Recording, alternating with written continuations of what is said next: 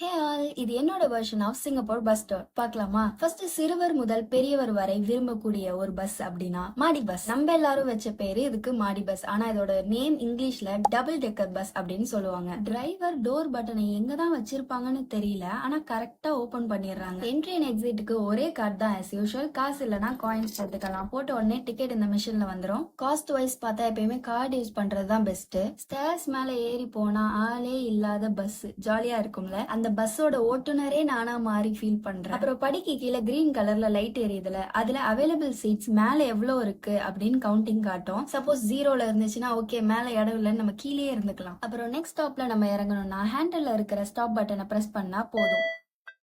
Suppose பெல்ல press பண்ண மறந்துட்டீங்க, அந்த ஸ்டாப்லயும் யாரும் நிக்கல, உங்க கூட யாருமே இறங்கல அப்படின்னா அவ்வளவுதான், நெக்ஸ்ட் ஸ்டாப்ல இறங்கிக்கும். எல்லா சீட்டுக்கு மேலேயும் ஏர்கான் இருக்கும். சில்லுன்னு மூஞ்சில வீசுச்சுன்னா அதோட மண்டையை திருப்பிக்கலாம். பார்ட் 2 வரும் வரை ஷேர் செய்வோம். பாய்.